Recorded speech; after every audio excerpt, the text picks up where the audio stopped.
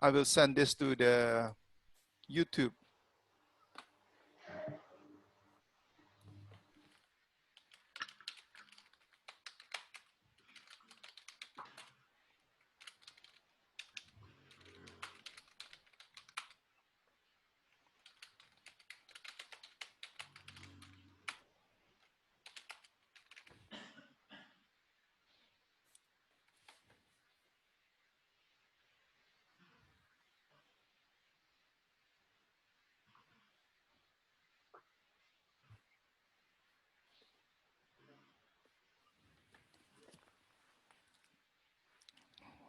Setting up meeting to YouTube, redirecting to YouTube.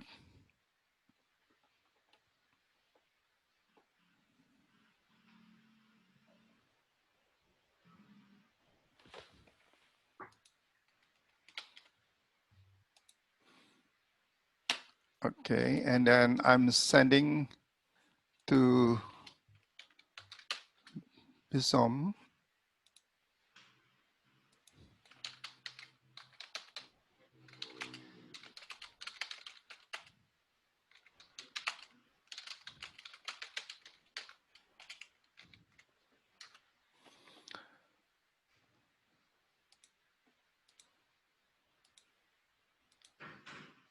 Selamat pagi, saudara-saudara semua. Selamat pagi, selamat sore di Los Angeles, Pak Denny, dan malam di di Houston. Oke, salah satu mau berdoa dari Singkawang saja. Cek, mari kita berdoa. Terima kasih Tuhan, terima kasih Bapa atas pimpinanmu sepanjang malam tadi Tuhan, dan sekarang kami boleh bangun dengan sehat Tuhan, tanpa kekurangan satu apapun dan Tuhan. Sekarang kami akan memulai pelajaran kami Tuhan, kiranya Engkau sertai kami, Engkau bimbing kami dari awal pertengahan sampai akhir pelajaran kami Tuhan. Hanya doa kami Tuhan, kami membuka pelajaran kami di dalam nama Tuhan Yesus Kristus. Amin. Amin. Silakan Pak Dhani. Amin. Selamat pagi semuanya.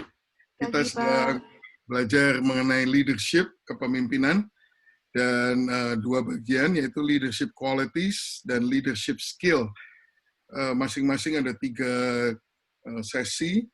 Kita udah menyelesaikan 3 sesi di leadership qualities, ya, yaitu integritas, attitude atau sikap hati, dan responsibility atau kemampuan untuk bertanggung jawab. Nah, hari ini kita mulai mengenai leadership skill. Kita mau mengembangkan leadership skill dalam kehidupan kita. Juga ada 3 kelas di sini, yaitu yang pertama ini adalah self-discipline atau disiplin diri sendiri. Nanti yang kedua adalah prioritizing atau bagaimana membuat prioritas. Yang ketiga nanti adalah problem solving. Bagaimana caranya kita melakukan penyelesaian masalah yang baik, ya. Jadi masih ada 3 minggu lagi nih untuk pelajaran kepemimpinan. Hari ini kita akan memasuki sesi yang pertama dari skill kepemimpinan, yaitu kemampuan untuk mendisiplin diri sendiri, self-discipline. Ya, so mengapa disiplin ini penting sekali? John Maxwell mengatakan dalam kehidupan orang-orang besar, kemenangan pertama yang mereka capai adalah kemenangan atas diri mereka sendiri. Ya. Jadi, kalau kita mau mempunyai banyak kemenangan di dalam victories, kemenangan dalam kehidupan kita, yang pertama-tama harus Anda taklukkan adalah diri Anda sendiri. Nah, banyak orang itu tidak mampu menaklukkan dirinya sendiri. Kalau dia udah tahu dia mesti melakukan sesuatu, tapi karena nggak kepengen, nggak in the mood, nggak males, pokoknya nggak niat dan sebagainya, mereka nggak mampu memaksa diri mereka untuk melakukan apa yang mereka sebetulnya tahu harus dilakukan. Jadi John Maxwell mengatakan, in the lives of great men, his first victory is the victory over himself. Kemenangan pertama yang mereka capai adalah mengalahkan atau menaklukkan diri mereka sendiri.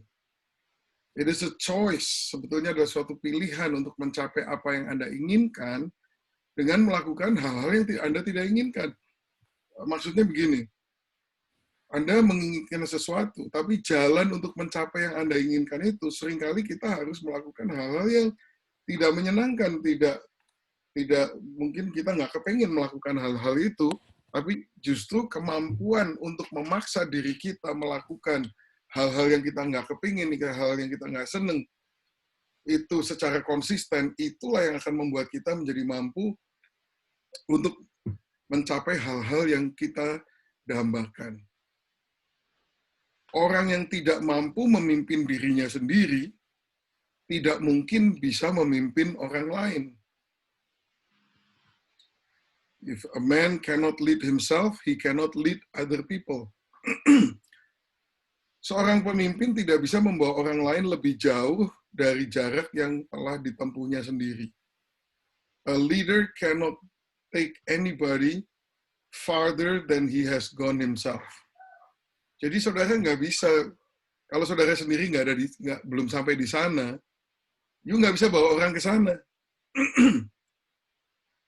So, ini adalah kenyataan-kenyataan daripada leadership. Nah, makanya dibutuhkan apa yang namanya disiplin. Disiplin itu juga kata akarnya disciple, saudara. Ya. So, Ibrani 12 ayat 4 sampai 12. Ini saudara akan melihat di dalam Ibrani 12 ayat 4 sampai 12 ini 9 kali disebut kata disiplin. In your struggle against sin, you have not yet resisted to the point of shedding your blood, and you have forgotten that word of encouragement that addresses you as sons. My sons, do not make light of the Lord's discipline, and do not lose heart when he rebukes you, because the Lord disciplines those he loves, and he punishes everyone he accepts as a son. Endure hardship as discipline. God is treating you as sons. For what son is not disciplined by his father? Ada yang versi Indonesia, Pak? Nggak ada ya? Ya, saya ada bahasa Indonesianya sih. Cuman bahasa Indonesianya jelek. Kurang. Jadi ya betul. bahasa Indonesianya ini gini nih loh.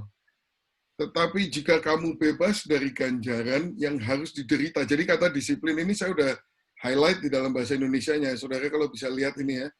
Kelihatan nggak ini? Saya Bahasa lihat Indonesia. yang bahasa Inggris saja.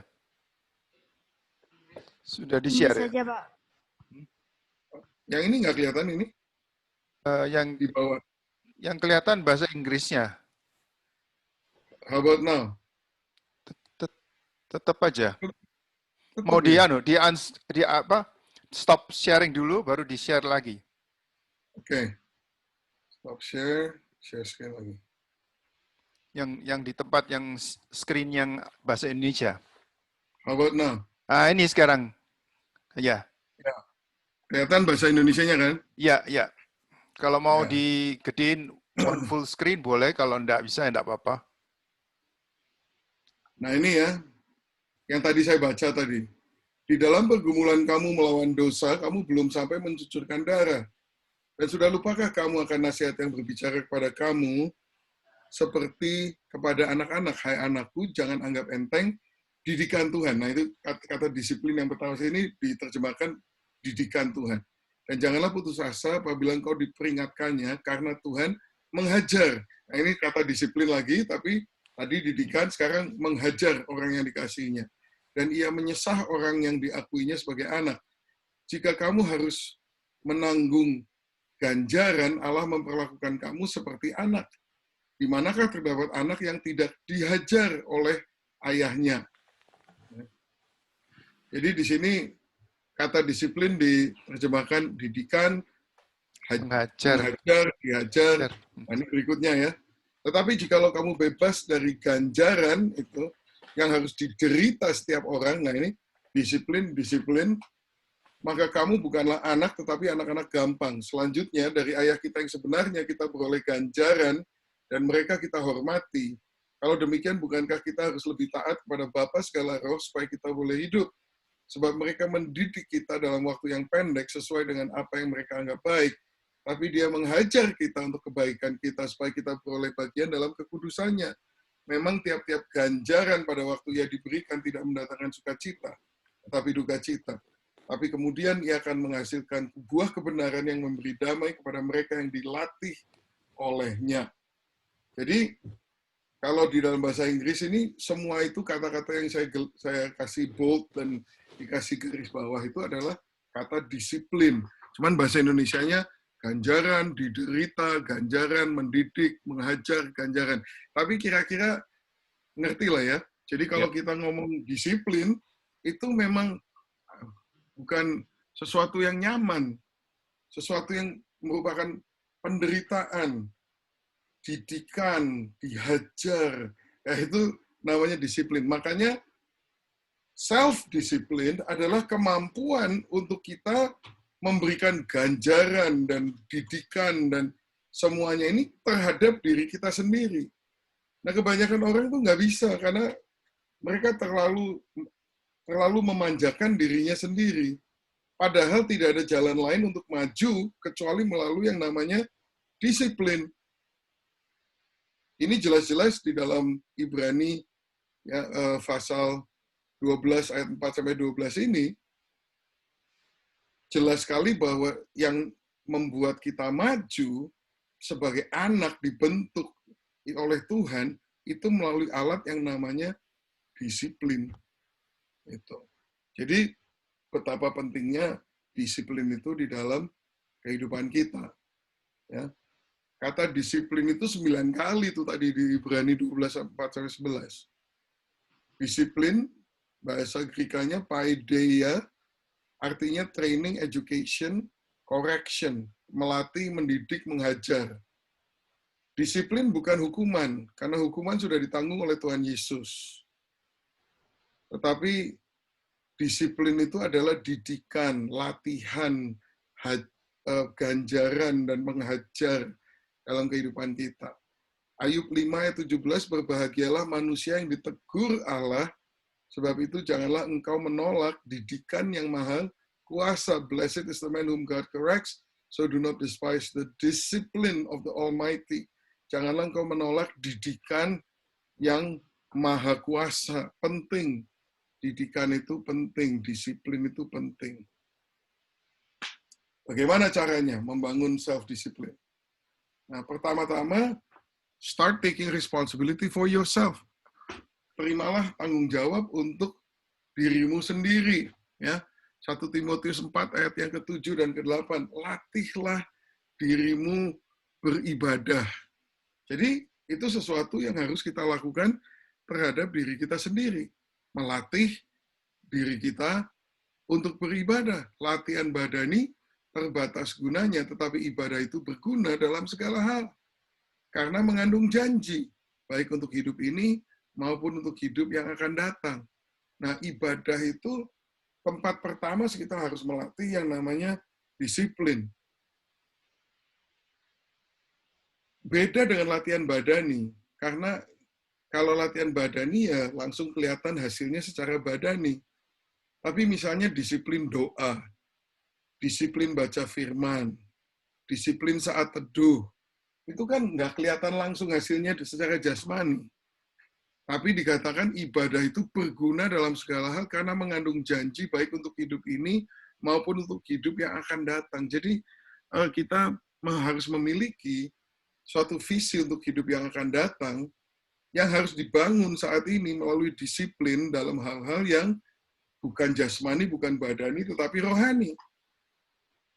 Jadi kita semua sebagai hamba Tuhan harus mempunyai suatu proses disiplin dalam self-disiplin dalam kehidupan kita untuk membangun the spiritual muscles, otot-otot rohani. Kita harus melatih diri kita beribadah. Nah, kalau kita bilang latih, itu artinya kan nggak sekaligus jadi. Berulang-ulang harus dilakukan. Kadang-kadang kita gagal, mulai lagi, teruskan lagi. Namanya melatih diri beribadah. Melatih itu, kalau kita word association gitu ya, melatih. Kata-kata apa lagi yang bisa Anda pikirkan yang berhubungan dengan kata latih? Mungkin sakit, mungkin payah, lelah, memaksa, waktu capek, gitu. Apalagi diulang-ulang, pemaksaan. Nah, biasanya kita nggak suka kan hal-hal yang demikian ini, kita nggak suka. Nah, parahnya tuh ya, saya melihat banyak pendeta itu ya malah nggak mau digituin. Karena udah jadi pendeta, nggak boleh ada yang bisa ngasih tahu sama dia gitu loh. Sehingga banyak sekali pendeta itu disiplinnya lemah sekali. Dan akibatnya pelayanannya segitu-segitu aja. Karena dia nggak akan mampu untuk membawa orang lebih jauh daripada yang dia jarak yang dia tempuh, yang berhasil dia tempuh, cuman segitu, ya dia cuma bisa bawa orang segitu. Nggak bisa lebih jauh. Nah, makanya self-disiplin itu penting. Latihlah dirimu membaca firman secara teratur setiap hari.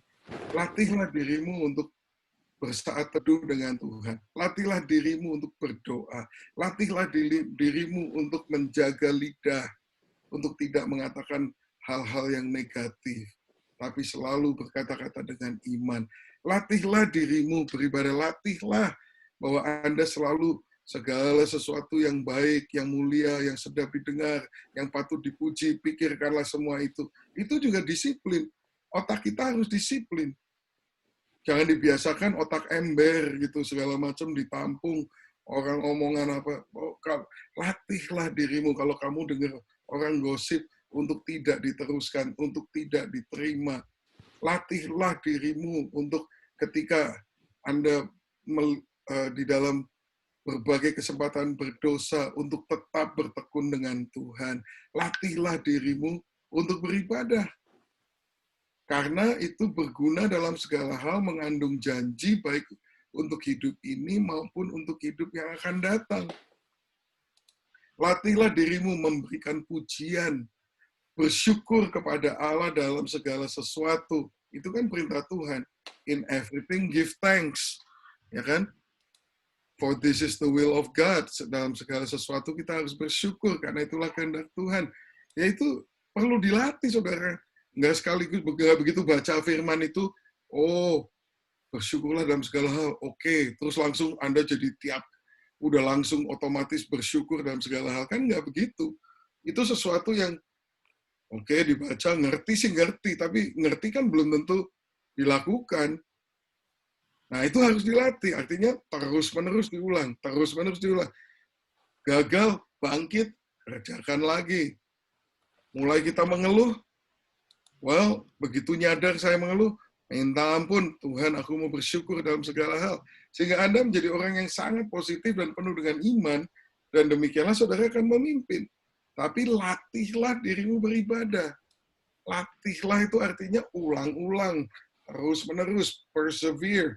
Artinya jangan putus asa, jangan menyerah, tapi terus dengan gigih, dicoba lagi, dilakukan lagi. Oh, dengan penuh penderitaan, penuh dengan nggak enak rasanya semuanya, tapi saudara lakukan karena saudara mau melatih diri saudara beribadah. Saudara, di sini katakan the day that you take complete responsibility of yourself, the day you stop making excuses, that's the day you start to the top. Pada saat Anda menerima tanggung jawab sepenuhnya atas diri saudara sendiri, di saat Anda berhenti membuat berbagai alasan, itulah saat Anda mulai maju menuju puncak. Churchill mengatakan ini powerful, saudara. Dia bilang gini, it is not enough that we do our best. Sometimes we have to do what's required. Tidak cukup kita melakukan yang terbaik. Kadang-kadang kita harus melakukan apa yang diperlukan. Banyak orang merasa kalau udah melakukan yang terbaik, ya udah. Kita kadang-kadang nggak cukup sampai situ. Kita harus push lebih lagi karena apa yang dibutuhkan itulah yang harus kita lakukan. Jadi itu yang pertama tadi, bagaimana membangun self-discipline dalam hidup kita. Mulai ambil tanggung jawab itu bagi dirimu sendiri. Artinya take responsibility for yourself. Katakan begini, ya saya bertanggung jawab untuk melatih diri saya, untuk beribadah, untuk mempunyai disiplin, dan untuk stop bikin macam-macam alasan. Kalau kayak Indonesia, sering menggunakan kata habis. Kenapa gini-gini? Habis, gini-gini. Ada aja habisnya tuh, saudara. Katanya habis, tapi nggak habis-habis. Kenapa kamu terlambat? Habis tadi gini, gitu. Macam-macam. Kenapa kamu nggak melakukan ini? Kenapa? Well, selalu ada alasannya. Saudara harus membuat keputusan sendiri bahwa mulai sekarang nggak ada alasan lagi. Tanggung jawab saya, dan saya akan belajar untuk memiliki self-discipline. Saya akan melatih diri saya beribadah. Saya akan melakukan apa yang perlu untuk dilakukan. Apa yang dituntut dari saya untuk saya lakukan, itulah yang akan saya lakukan. Bukan sekedar yang terbaik yang saya bisa lakukan. Kalau perlu saya lakukan lebih daripada yang terbaik. Apa yang harus dilakukan, saya akan lakukan. Kedua, lakukan sekarang, saudara. Jangan tunda-tunda lagi. Mazmur 119 ayat 60. Aku bersegera dan tidak berlambat-lambat untuk berpegang pada perintah-perintahmu. Nah ini harus jadi hati kita. Kita harus bersegera. Jangan berlambat-lambat. Jangan menunda-nunda. Tapi bersegera dan tidak berlambat-lambat untuk berpegang pada perintah-perintahmu. Ini salah satu disiplin, saudara. Begitu saudara ngerti satu perintah Tuhan, jangan tunggu-tunggu lagi, langsung lakukan. Karena untuk setiap firman dan perintah Tuhan yang saudara sudah tahu dan sudah diingatkan oleh Roh Kudus, Anda bertanggung jawab atasnya. Kalau Anda tidak lakukan, itu artinya Anda memberontak terhadap firman Tuhan. Makin sering Anda memberontak, makin sulit Anda untuk tunduk pada firman Tuhan. Karena orang kalau makin sering memberontak, itu jadi kebal. Jadinya kebiasaan. Kebiasaan yang sangat buruk, saudara. Jadi, biasakan bahwa begitu Anda mendapatkan satu firman yang menegur saudara, jangan tunggu-tunggu. Now is the time. Today is the day of salvation. Langsung saudara lakukan. Langsung. Pegang ini Mazmur 119 ayat 60. Aku bersegera dan tidak berlambat-lambat untuk berpegang pada perintah-perintahmu. Karena apa? Karena di 2 Korintus 6 ayat 2 ini katakan ini. Sebab Allah berfirman, pada waktu aku berkenan, aku mendengarkan engkau, dan pada hari aku menyelamatkan, aku akan menolong engkau. Sesungguhnya waktu ini adalah waktu perkenanan itu. Sesungguhnya hari ini adalah hari penyelamatan itu. Saudara, Tuhan mau, kalau pada saat dia berkenan, dia bertindak, saudara. Nah, pada saat dia berkenan, Anda dan saya harus segera menanggapi dengan obedience, dengan ketaatan, saudara. Maka Tuhan akan menolong kita dalam segala perkara. Tapi waktunya tuh waktunya Tuhan. Saya ingat dulu ya, waktu saya bertobat terima Tuhan Yesus, itu ada satu kata-kata yang melekat kepada saya sampai sekarang. Dia katakan, hari ini adalah hari keselamatan. Besok belum tentu kamu bisa selamat. Karena hari ini Tuhan berkenan, hati saya terketuk, dengar firman Tuhan, hati saya tertusuk rasanya gitu ya. Saya convicted ya, convicted itu apa ya, tertemplak gitu ya. Dan saya merasa, waduh, ini buat saya, aku harus melakukan A. Kalau saya nggak lakukan, itu hilang loh itu. Besoknya saya mau bikin-bikin sendiri, saya mau oke, sekarang waktunya gitu. Saya mau. Nah kalau Tuhan nggak lagi manggil, kita mau datang kan nggak bisa. Ngeri loh saudara. Saya punya temen ya, dulu di gereja pemain musik sama-sama. Saya kan waktu itu musik director. Dia salah satu pemain musik saya. Waktu dia sudah selesai sekolah, dia pulang Indonesia, dia suksesnya terlalu cepat sih. Dalam waktu berapa tahun aja dia udah menjadi uangnya udah triliunan, saudara. Jadi terlalu cepat. Wah, terus dia main perempuan, dia jauh dari Tuhan, dia nipu kiri, nipu kanan, sampai masuk penyembahan berhala, pelihara dukun, pelihara tuyul. Wah, udah jauh banget. Sampai begitu. Ini teman dekat saya, saudara. Wow.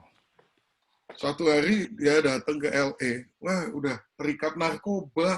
Bayangkan saudara, di pesawat itu ke Indonesia, dia nggak tahan tuh segitu lama nggak ngisep narkoba. Jadi dia di dalam WC pesawat itu dia pakai alat apa gitu supaya nggak kena smoke detector. Waduh, dia cerita semua sama saya. Saya bilang, kamu kok bisa sampai jadi begini, gimana? Ya, dia nyengir-nyengir aja. Saya bilang gini sama dia, men, balik sama Tuhan. Kamu diberkati segini banyak, Tuhan bukan mau menjerumuskan kamu loh. Karena waktu itu udah istrinya udah kasihan banget lah itu. Dia di berapa tahun itu ya, he makes $100 million, sudah $100 juta dalam waktu berapa tahun pulang ke Indonesia, nggak sampai 10 tahun. Dalam usia masih ya 32 gitu kali, umur 32 udah bikin $100 juta. Makanya kehilangan, he lost his way. Nah, waktu dia kayak kamu 35 atau 36, dia datang lagi ke LA. Dia kehilangan semuanya, saudara. Sampai istrinya harus bikin kue nastar untuk dijualin gitu loh. Dan itu pun istrinya, dia masih suka mukulin istrinya, dia punya peliharaan, punya cewek lain dibawa ke rumah.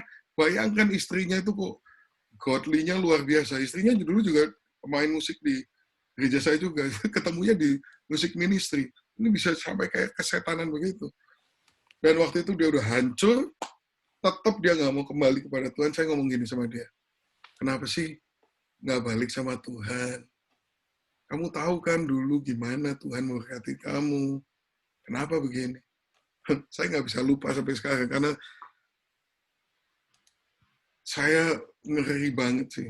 It sends chills down my spine. Saya masih ingat betapa merindingnya saya waktu itu. Karena saya duduk seberang-seberangan gitu. Waktu saya bilang, ayo men, balik sama Tuhan. Dia menatap saya dengan pandangan yang cukup kosong gitu ya. Tapi dia ngeliat saya, terus dia ngomong dengan seriusnya. Dia bilang gini, Dan, lu pikir gue gak mau balik? Hidup gue udah hancur-hancuran gini, lu pikir gue gak mau balik? Gue mau balik. Tapi kalau di dalam sini gak ada itu, kan gue kayak orang munafik. Dia bilang, gak ada tuh di sini, di dalamnya sini gak ada. Saya mau balik tapi gak bisa. Wih, saya tuh gak tahu bahwa bisa kejadian kayak gitu loh. Oh. Saya sampai gak bisa ngomong apa-apa. Saya sampai like, wih, gawat. Mau ngomong apa? Iya, ya gitulah, Dan. Dia bilang, dia masih baik sama saya. Cuman dia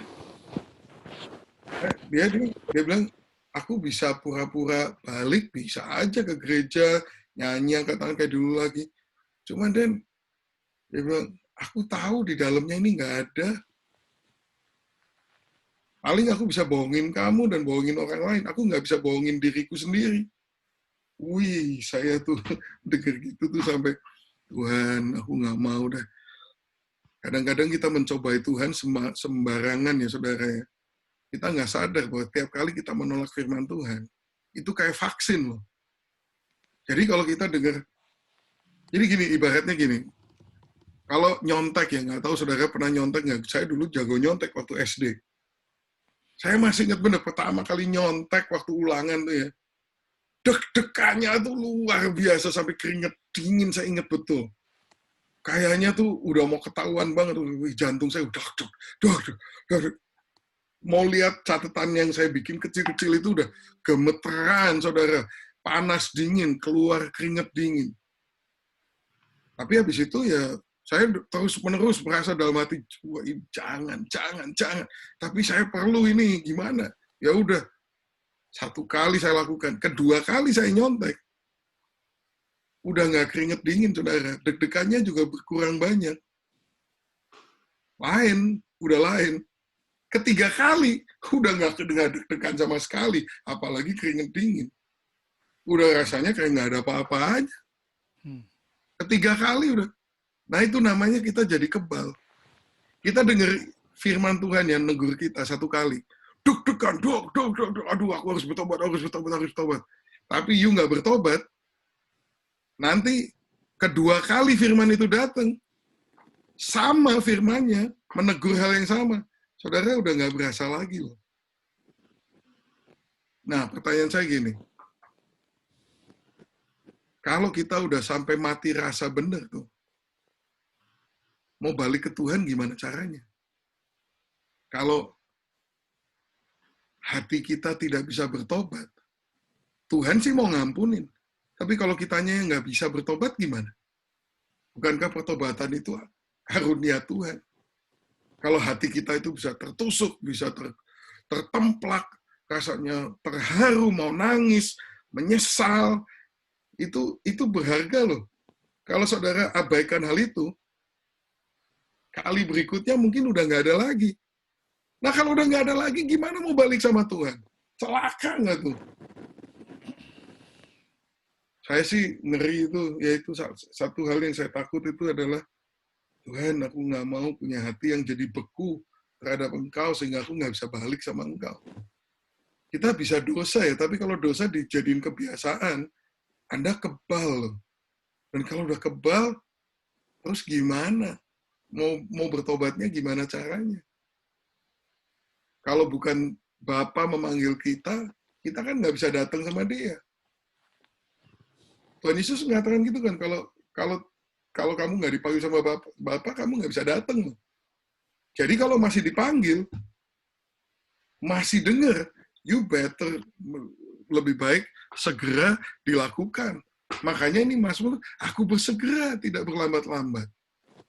Dan 2 Korintus 6 ini, pada waktu Allah berkenan, ya sudah kita dengarkan dan bertindak supaya keselamatan itu terjadi. Karena waktu perkenanan Tuhan itu waktunya Dia. Nggak berarti terus-menerus, ya nantilah Tuhan kalau saya udah umur berapa gitu, nanti saya bertobat. Coba aja nanti umur segitu, lu nggak pengen bertobat, mau apa?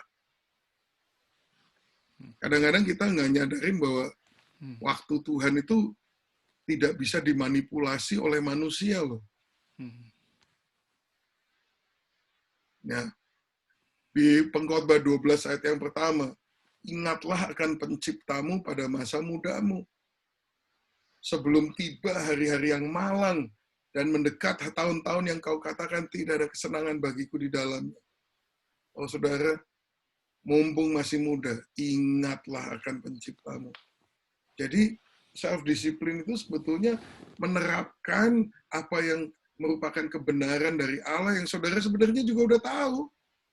Tapi kan biasanya kita nggak pengen melakukan hal itu. Itu kemampuan untuk memaksa diri kita. Karena kita tahu, ini waktu perkenanan Tuhan, aku tidak akan menyia-nyiakannya. Ini adalah waktu di mana Tuhan sudah menyatakan firman-Nya kepada saya sudah mengerti firman ini, dan saya harus berubah, saya tidak akan berlambat-lambat, saya akan berubah sekarang. Saudara, bangun self-discipline itu artinya saudara ngerti kata now. Kata sekarang. Itu harus Anda kuasai. Anda harus mampu mengaktifasi keputusan dan dan operasional daripada kehidupan saudara itu dengan kata now. Kalau sudah now, tidak ditunda, tidak ditunggu lagi. Sekarang juga kita harus lakukan. Amin. Saudara ada ketersinggungan nggak sama salah satu orang di ruangan kelas Anda misalnya gitu? Ada yang saudara perlu ampuni atau saudara perlu minta ampun nggak? Mungkin pernah selek apa ngomong nggak enak misalnya. Kalau saudara tahu bahwa saudara harus mengampuni, saya katakan sekarang, saudara perlu mengampuni, lakukan sekarang, jangan ditunda-tunda lagi. Kalau saudara perlu minta ampun, lakukan sekarang. Adalah baik bagi seorang pria memikul kuk pada masa mudanya. Ini penting, prinsip penting. Ratapan 3:27 adalah baik bagi seorang pria memikul kuk pada masa mudanya. Kalau saudara udah waktu muda belajar memakai kuk, maka saudara itu melatih diri untuk tunduk pada firman Tuhan. Maka ketika saudara tua, hidupmu itu akan jauh lebih nyaman. Karena apa? Karena sudah jadi kebiasaan ikut firman Tuhan. Tapi biasanya kalau masih muda, masih seperti kuda liar begitu, nggak mau dikasih kuk. Nanti ketuanya sengsara, saudara. Karena tidak mempunyai kemampuan untuk memaksa dirinya melakukan hal yang benar, hal yang perlu, hal yang alkitabiah. Orang tambah tua itu otomatis, tapi tambah dewasa itu tidak otomatis. Tambah dewasa itu adalah suatu keputusan dan suatu pelatihan dan suatu konsistensi dan suatu pemaksaan kepada dirimu sendiri, dan itu adalah sebuah self-discipline. Maka saudara kan mendapat yang namanya kedewasaan. Kalau tambah tua sih otomatis. Monyet juga tambah tua. Tidak berubah. Orang bebal juga tambah tua. Tidak berubah. Tapi orang beranjak dewasa di dalam Tuhan membutuhkan proses. Proses itu harus bermulai dengan self-discipline, saudara. Pikulah kuk itu pada masa mudamu. Kuk itu kan membatasi ruang gerak saudara. Banyak orang nggak senang dibatasin.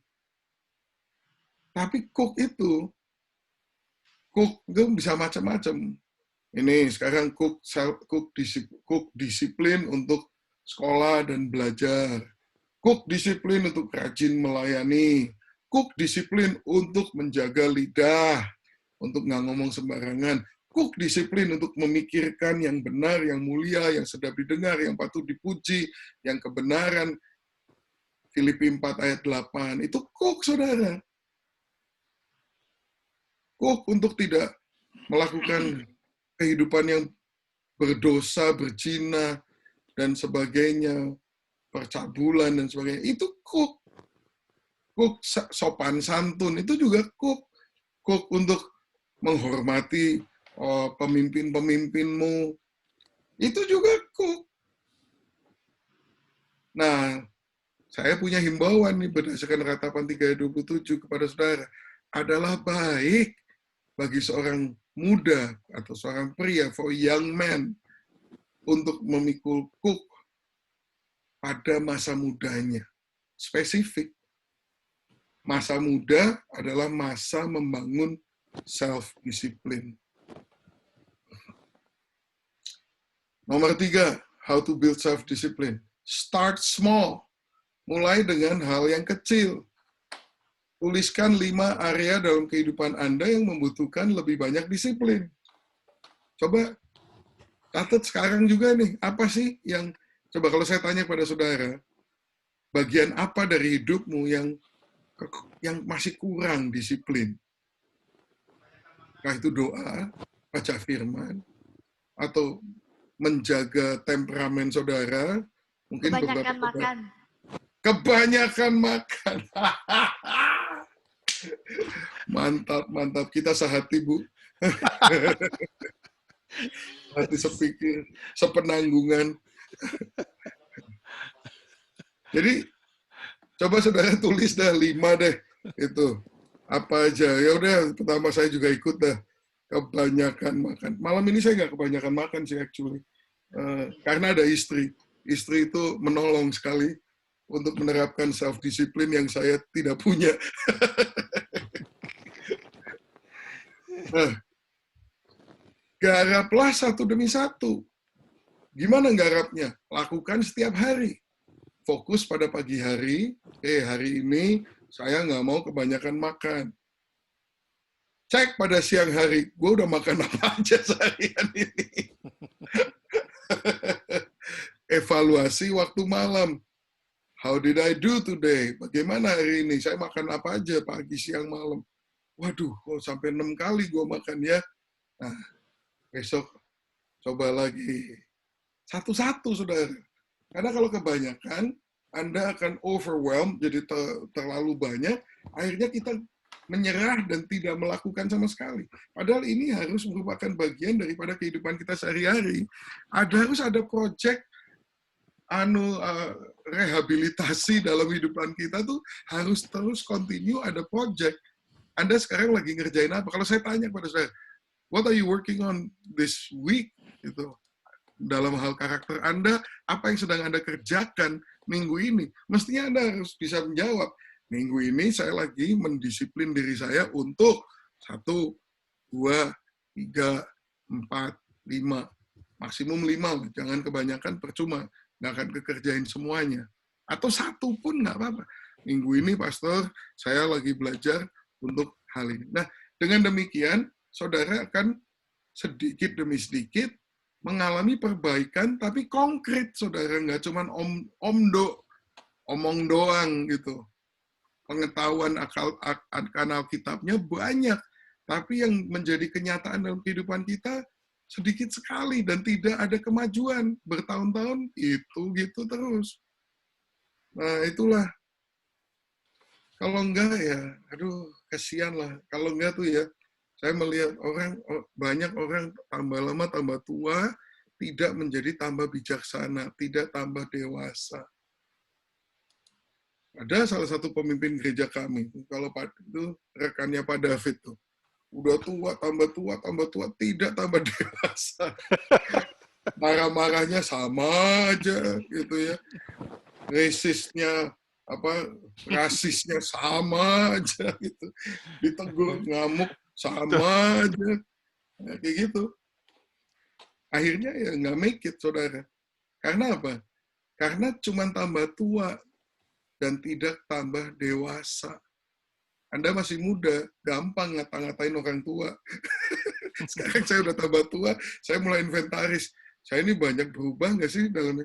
Aduh, ternyata berubah itu yang nggak gampang, saudara. Nah, nggak mungkin kita bisa berubah itu kalau kita nggak intensional. Artinya, tiap hari harus ada proyek. Tuhan, hari ini aku ngerjain apa sih dalam karakter saya? Hari ini aku mau belajar ini. Minggu ini, Tuhan. Nah, lakukan konsisten selama paling sedikit 6 minggu sebelum beralih kepada hal yang lain.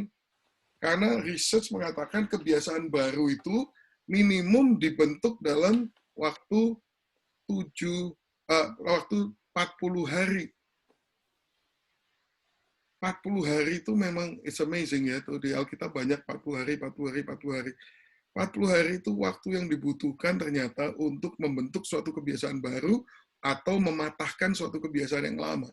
Karena itu, saudara, kalau saudara misalnya mau belajar tentang satu hal yang dalam kehidupan saudara, saudara mau menjaga lidah saudara supaya nggak sembarangan ngomong. Itu proyek paling sedikit proyek 6 minggu, Anda harus tiap hari lakukan. Tiap pagi fokus, tiap siang ngecek, tiap malam evaluasi, bagaimana hari ini, how did I do today, dan seterusnya dan sebagainya. 6 minggu, saudara. Kenalilah temperamen Anda sendiri dan sesuaikan dengannya, bukan sebaliknya. Artinya, work with your temperament, not against your temperament. Gitu. Dan yang terakhir ini, enlist accountability partner. Saudara perlu mempunyai rekan yang saling mengingatkan. Jadi misalnya minggu ini, selama 6 minggu ini, saudara mau mengerjakan dalam kehidupan saudara mempunyai sikap atau mempunyai karakter yang lebih baik dalam hal nggak akan saudara nggak mau gosip. Tadinya saudara sering gosip, sekarang Anda janji tidak mau gosip lagi selama 6 minggu. Anda mau jaga lidah. Oke. Harus ada temen yang kasih tahu sama dia, ini 6 minggu ini aku nih mau gini, tolong ingatkan aku. Itu namanya accountability partner. Begitu saudara mulai ngomongnya enggak, dia ngingetin, katanya mau jaga lidah. Ayo, berubah. Oh, iya. Nah, itu membuat kita bisa untuk berubah, saudara. Saudara, ini pelajaran ini ya, bukan sekedar pengetahuan. Kalau nggak dilakukan, percuma saya ngomong sampai berbusa. Nggak ada gunanya. Ini kan pembentukan Anda sebagai hamba Tuhan. Ya, jadi ini perlu dilakukan. Berikutnya ini, welcome hardships. Artinya, sambutlah yang sulit atau yang tidak menyenangkan itu disambut, jangan dihindari. 1 Korintus 9 ayat 24. Tidak tahukah kamu bahwa dalam gelanggang pertandingan semua peserta turut berlari, tapi bahwa hanya satu orang saja yang mendapat hadiah. Karena itu, larilah begitu rupa sehingga kamu memperolehnya. Tiap-tiap orang yang turut mengambil bagian dalam pertandingan menguasai dirinya dalam segala hal. Bisa di full Mereka screen nggak, Pak? berbuat demikian untuk ya. Bisa di full screen nggak, Pak? Nggak, kecuali kalau note-nya perlu dibaca ya. Nggak ada note. Oke. Kayaknya lebih enak bacanya kalau full screen ya. Untuk adik-adik sana. Ayat 25, tiap-tiap orang yang turut mengambil bagian dalam pertandingan menguasai dirinya dalam segala hal. Mereka berbuat demikian untuk memperoleh suatu mahkota yang fana, tapi kita untuk memperoleh suatu mahkota yang abadi. Sebab itu aku tidak berlari tanpa tujuan dan aku bukan petinju yang sembarangan saja memukul. Tapi aku melatih tubuhku dan menguasainya seluruhnya, supaya sesudah memberitakan Injil kepada orang lain, jangan aku sendiri ditolak. Ayat 27 ini ya, kalau bahasa Inggrisnya tahu apa saudara? I beat my body. I beat my body ya. Bahasa Inggrisnya tuh lebih ekstrim daripada bahasa Indonesianya. Di bahasa Indonesia, aku melatih tubuhku dan menguasainya sepenuhnya. Itu perlu menjadi perjalanan kita setiap hari dalam kehidupan kita, saudara. Ini harus menjadi suatu the way we live, suatu pola hidup ya, dalam kehidupan kita.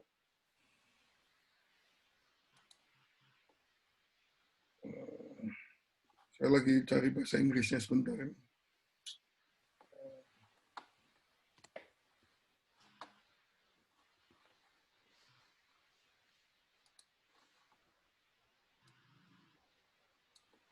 RSV.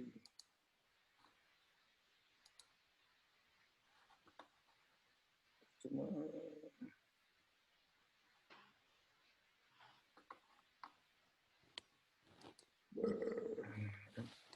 American Standard.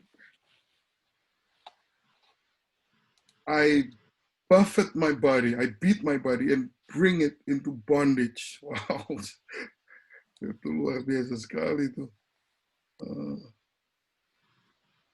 CEV.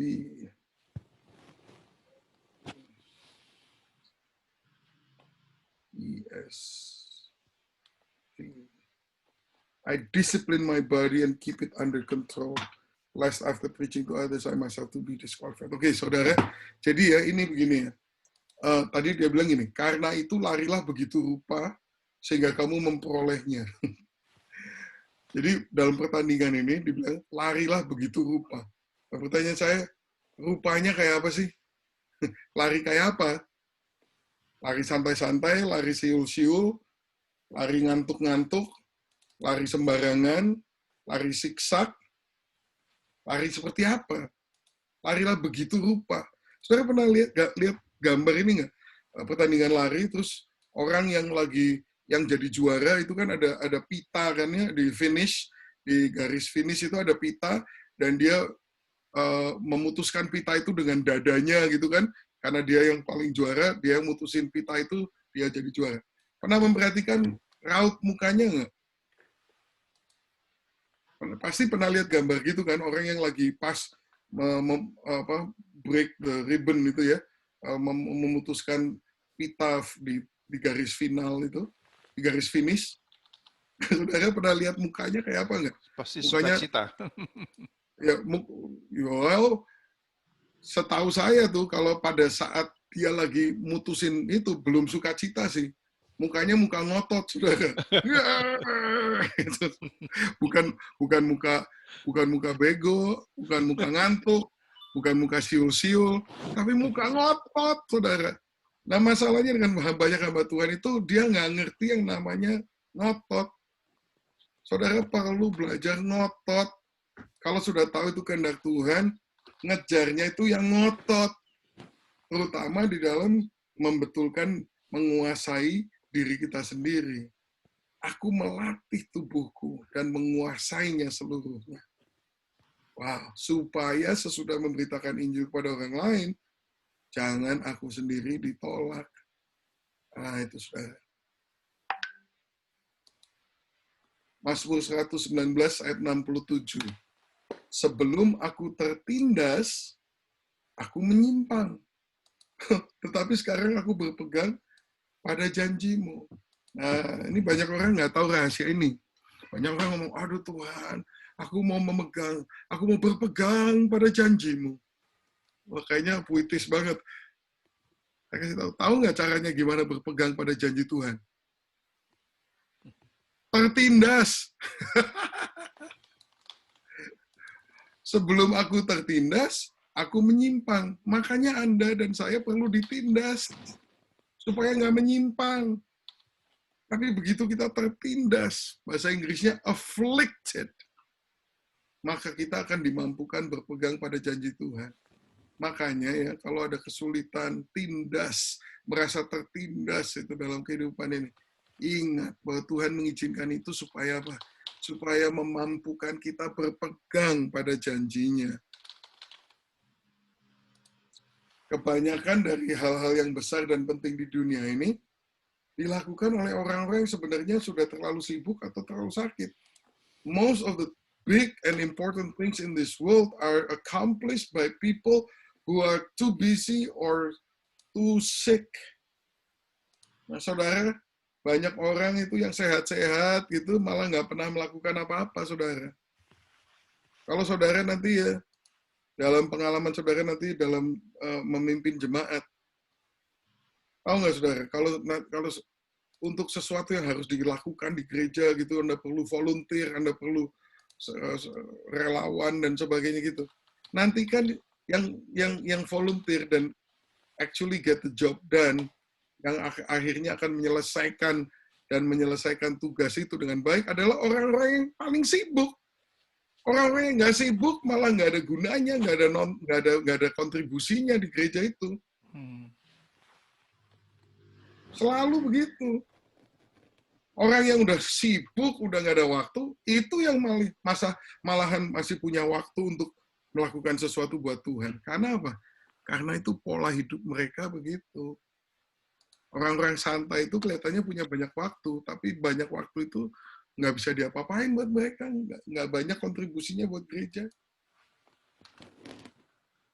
Itu kenyataan, saudara. Teddy Roosevelt mengatakan 90% of the work is done in this country. 90% of the work is done in this country by people who don't feel well. Yang sehat walafiat, naik mobil Fiat, yang paling kuat, nggak ada kiatnya sama sekali. Nggak ada kerjaannya, nggak melakukan apa-apa. 90% dikerjakan sama orang-orang yang udah kecapean. Itu memang begitu, saudara. Nah, berikutnya, bagaimana membangun self-discipline. Ya. Become character-driven and not emotion-driven. Jadilah orang yang dimotivasi atau didorong oleh karakter, bukan oleh perasaan. Pertama, ini harus jadi moto kehidupan kita. Do right, then feel good. Jangan feel good, then do right. Lakukan yang mesti dilakukan. Lakukan yang benar, baru nanti akan ada perasaan saudara suka, senang itu nanti belakangan. Tapi banyak orang maunya melakukan yang dia suka dulu, baru nanti belakangan mau melakukan yang benar. Terbalik, saudara. Jadi ya, seringkali tuh banyak orang itu yang cuman mampu melakukan apa-apa tuh yang kalau dia lagi mood aja, kalau dia lagi pengen aja, lagi suka melakukan. Begitu nggak enak, nggak suka, dan sebagainya, dia nggak mau lagi. Padahal kita ini harus merupakan orang yang berkomitmen.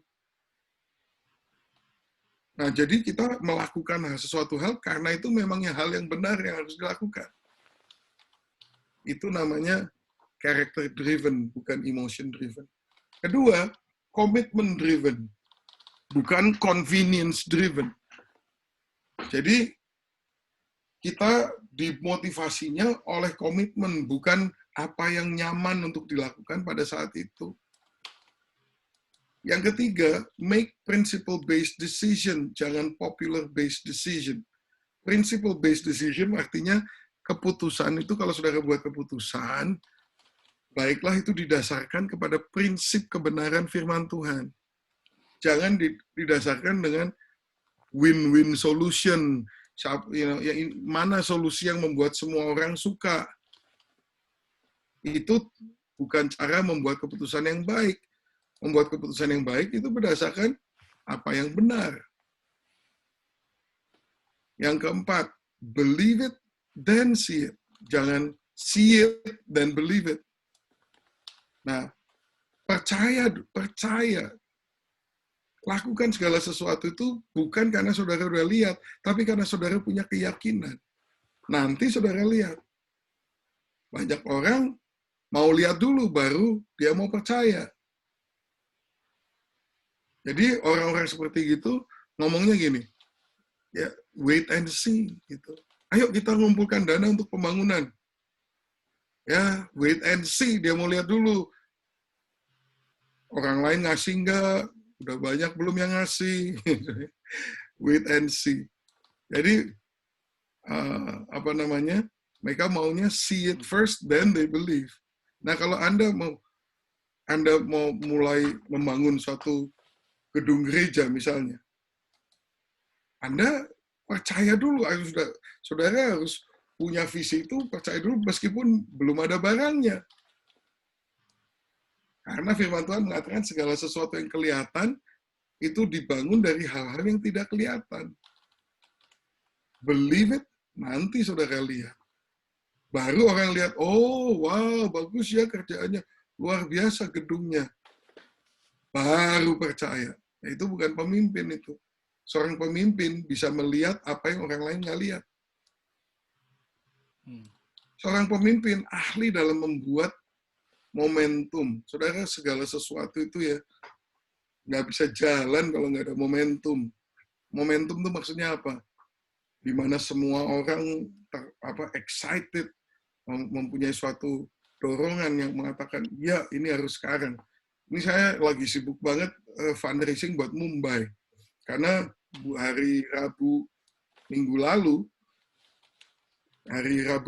itu saya mendapatkan video satu keluarga itu di Mumbai gantung diri 4 orang, suami istri, anak 2, umur 7, umur 5.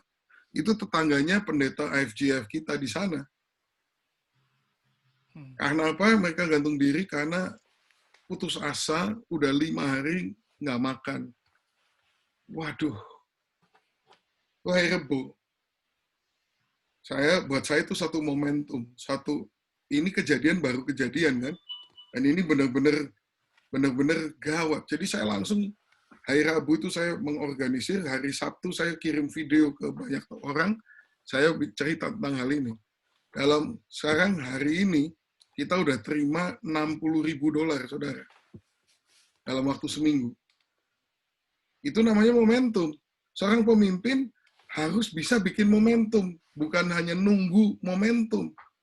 Anda harus bisa menciptakan momentum. Begitu saya bergerak mau melakukan sesuatu, saya mau membuat suatu mobilisasi, saya bentuk tim video, saya bentuk tim research untuk sack farming, untuk apa, saya create momentum. Create momentumnya memberikan visi, kasih kerjaan, kasih direction, kasih guidance, pimpinan. Semua orang melihat, oh ini ada sesuatu yang harus dilakukan saat ini. Saya bilang, kita harus kasih makan semua orang ini sebelum tanggal 24 Juni. Karena mereka lockdown sampai tanggal 24 Juni. Jadi ini waktunya pendek, kita harus kerja keras sekarang, kumpulin duit sekarang juga. Nah ini, tadi pagi saya udah dapet gambar-gambarnya dan videonya juga dari pastor kita sana, mereka udah mulai ngasih makan, saudara. Dalam waktu seminggu, saya mobilisasi, sekarang di India udah orang-orang banyak sekali, udah ratusan nih sekarang, terima makanan. Karena saya nggak tega lihat mereka tuh putus asa, kayak sampai gantung diri, begitu, saudara. Nah, sebagai seorang pemimpin, Anda harus bisa create momentum. Nggak cuman wait for momentum, momentum apa? No, you have to create momentum. Berikutnya, seorang pemimpin harus bertanya, what are my responsibilities? Tanggung jawab saya ini apa? Apa yang harus saya lakukan? Banyak orang tuh cuma nanyanya, hak saya apa? Keuntungan saya apa? Nah, itu orang-orang kayak gitu tuh bukan pemimpin, saudara. Dia cuma cari feel good feeling aja, feel good aja. Tapi dia nggak mau bertanggung jawab. Seorang pemimpin itu mengambil tanggung jawab, saudara. Yang berikutnya, continue when problems arise. Dia tidak berhenti ketika ada masalah. Yang berikutnya, they're steady. Dia nggak moody. Steady itu adalah tegar, tetap, tangguh, teguh, nggak pelin-pelan, dan nggak moody.